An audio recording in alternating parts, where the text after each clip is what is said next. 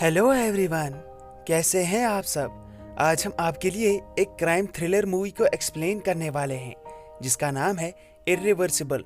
ये मूवी 2002 में रिलीज हुई थी और इसे IMDb पर 7.3 आउट ऑफ 10 की रेटिंग मिली है। ये मूवी बहुत कंफ्यूजिंग है क्योंकि इसकी स्टोरी हमें रिवर्स में दिखाई गई है, यानी लास्ट के सीन्स पहले और पहले के सीन्स लास्ट में दिखाए गए हैं। नॉर्मली अगर आप इस मूवी को देखेंगे तो आपको इसकी स्टोरी समझ नहीं आएगी, बट हम आपके लिए इस मूवी को सही टाइमलाइन में एक्सप्लेन करेंगे ताकि आपको स्टोरी अच्छे से समझ आ जाए।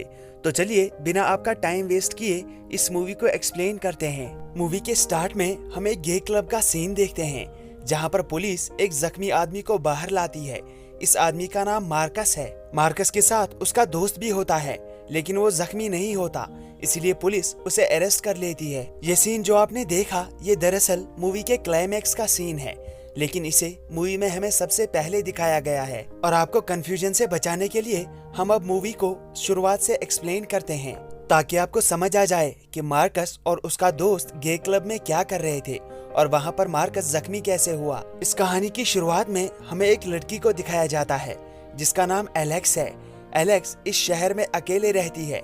वो एक लड़के के साथ रिलेशन में है। ये लड़का कोई और नहीं बल्कि मार्कस होता है। एलेक्स और मार्कस अक्सर फिजिकल रिलेशंस बनाते रहते हैं। तभी एक दिन एलेक्स को पता चलता है कि वो प्रेग्नेंट है। वो मार्कस के बच्चे की माँ बनने वाली है। इस बात से वो बहुत खुश हो जाती है। इस बात से खुश होकर एलेक्स और मार्कस एक क्लब के लिए निकल जाते हैं जहाँ पर मार्कस के साथ उसका दोस्त पियरी भी जाता है। रास्ते में पियरी मार्कस से कहता है कि पहले वो एलेक्स के साथ रिलेशन में था, लेकिन एलेक्स ने तुम्हारे लिए मुझे छोड़ दिया। दरअसल मैं ही एलेक्स को खुश नहीं रख पाया। मैं उसे वो शारीरिक सुख नहीं दे पाया जो उसे तुमसे मिल रहा है। लेकिन पार्टी में पहुंचकर हम देखते हैं कि मार्कस एलेक्स के साथ लॉयल नहीं है। वो उसके अलावा भी बाकी लड़कियों के साथ फ्लर्ट करता है और उनके साथ फिजिकल रिलेशंस बनाता है। मार्कस इस पार्टी में एलेक्स के साथ अच्छे से बिहेव नहीं करता, इसलिए एलेक्स उस पार्टी को छोड़कर चली जाती है। जबकि मार्कस और पियरी पार्टी में डांस कर रहे हैं, एलेक्स अकेले घर जा रही थी। एक अंडरग्राउंड जगह पर पहुंचकर वो देखती है कि एक आदमी एक ट्रांसजेंडर प्रोस्टिट्यूट के साथ जबरदस्ती करने की कोशिश कर रहा है। वो उसे मार रहा है। ये देखकर एलेक्स डर जाती है और वो रुक जाती है, लेकिन कुछ देर बाद वो आदमी उस ट्रांसजेंडर को छोड़ देता है और वो एलेक्स को पकड़ लेता है। वो एलेक्स को चाकू दिखाकर डराता है। इसके साथ वो एलेक्स का रेप करता है, लेकिन रेप करने के बाद वो एलेक्स को बहुत मारता है, जिस वजह से एलेक्स का चेहरा पूरी तरह से डैमेज हो जाता है। लेकिन कुछ देर बाद वहाँ पर पुलिस आ जाती है जो एलेक्स और मार्कस से भी पूछताछ करती है। एलेक्स की ये हालत देखने के बाद मार्कस बहुत गुस्से में होता है क्योंकि वो एलेक्स से बहुत प्यार करता था। वहाँ पर पुलिस उसे बताती है कि उन्हें मौकाए वारदात से एक कार्ड मिला है जो किसी ट्रांसजेंडर का है। दरअसल ये कार्ड उसी ट्रांसजेंडर का होता है जिसे वो आदमी मार रहा था। पुलिस की इंक्वायरी खत्म होने के बाद मार्कस अपने दोस्त पियरी को लेकर उस ट्रांसजेंडर को ढूंढने के लिए निकल जाता है। लेकिन रास्ते में मार्कस को दो आदमी मिलते हैं जो उसे कहते हैं कि उस ट्रांसजेंडर को ढूंढने में हम तुम्हारी हेल्प कर सकते हैं। मार्कस उन्हें अपने साथ ले जाता है और ये लोग एक रेड लाइट एरिया में पहुंचते हैं जहां पर वो सभी से उस ट्रांसजेंडर के बारे में पूछते हैं। उसका नाम कौंचा होता है।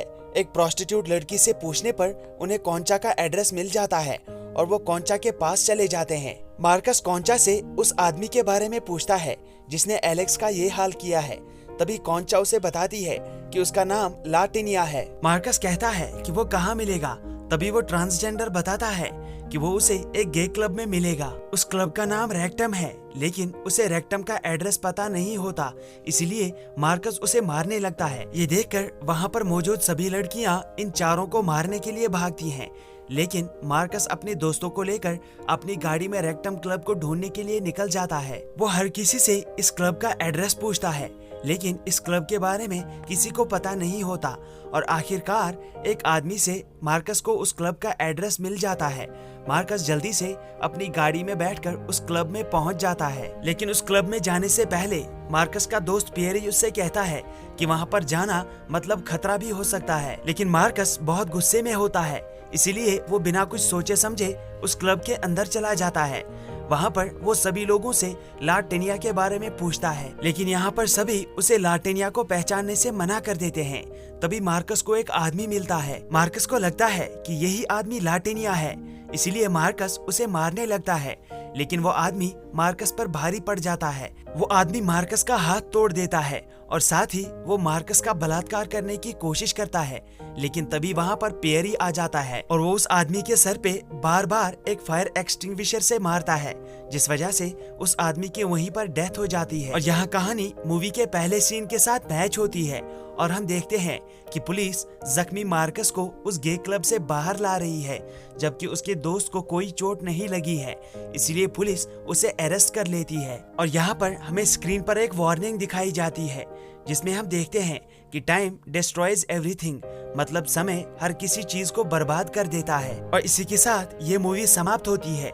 अब अगर मैं मूवी की असली टाइमलाइन की बात करूं, अगर आप मेरी वीडियो को रिवर्स करेंगे तो ये मूवी की एक्चुअल टाइमलाइन बन जाएगी। इस मूवी को गैस्पर नोई ने डायरेक्ट किया है और इसकी डायरेक्शन के लिए उन्हें बहुत शाबाशी मिली थी। हालांकि ये मूवी बॉक्स ऑफिस पर उतनी कमाई नहीं कर पाई, लेकिन क्रिटिक्स ने इस मूवी को मिक्स रिएक्शंस दिए हैं। दोस्तों, आज के लिए बस इतना ही। मिलते हैं अगली वीडियो में, तब तक के लिए thank you, take care and good bye.